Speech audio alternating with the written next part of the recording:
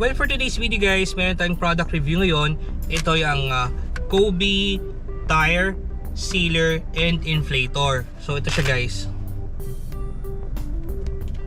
So sa mga nagtatanong ano bang purpose nito, bakit ako bumili, and ang purpose ko lang nito guys, in case of emergency na wag naman sana ma-flatan tayo, magagamit natin tong Kobe na to para at least yung kung ano man yung nakatusok or pako or screw, madali natin siyang matatakpan gamit itong Kobe na to. So guys, kung bago sa channel ko, ano pa din sa channel ko, don't forget to click like, share, subscribe, click mo rin yung bell para laging update sa mga videos ko.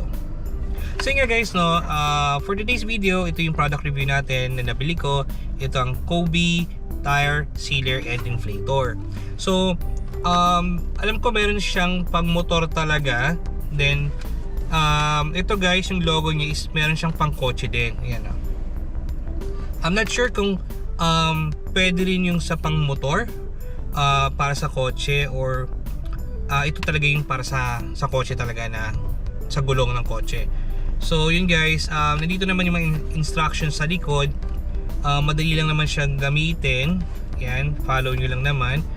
Then nakalagay naman dito guys, yan, 1 minute tire sealer and inflator. So no tools, no dismantling, will not damage the tires and wheels. So yun guys, hindi mo na kailangan tanggalin yung gulong ng sasakyan para gamitin itong tire inflator na to, or tire sealer and inflator. So ito siya guys. So buksan natin, tignan natin kung anong klaseng Kobe ba to, or I mean yung tire sealer inflator. So ito siya guys. Ang 600 ml pala to. So yan. Yan. So, ganito siya guys. Yan. And meron siyang sticker dito. I'm not sure kung meron bang fake na ganito. Yan. So ito yung pinaka tube niya. Yan. Ilalagay mo doon sa pinaka pin ng tires mo. Yan. Ito. Then isi-switch mo lang siya dito, or parang ipo-pull.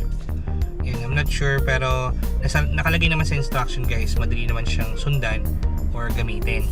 So sa mga gustong makabili ng ganitong Kobe Tire Sealer and Inflator, pwede nyo siya guys mabili sa Shopee or Lazada. So I'm not sure kung nasa 100 or 200. So matagal ko na siyang nabili, ngayon ko lang siya na vlog. Or ilalagay ko na lang yung link sa description para ma-check nyo, and yung price na rin. And actually kaya ko to binili, gaya ng sinabi ko, is for emergency lang, in case maflatan, wag naman sana, at least may magagamit tayong itong Kobe na to. And 600 ml siya. Ayan. So sa mga madalas bumabiyahe dyan ng mga sasakyan or motor, so guys, siguro marirecommend ko to sa inyo in case of emergency. Pag malayo kayo sa mga vulcanizing shop, magagamit itong Kobe na to. So yun na guys, and I hope you like this video. Again, kung bago sa channel ko, ano pa din sa channel ko, don't forget to click like, share, subscribe, click mo rin yung bell para laging update sa mga videos ko. Thank you for watching, and see you in the next vlog. Bye!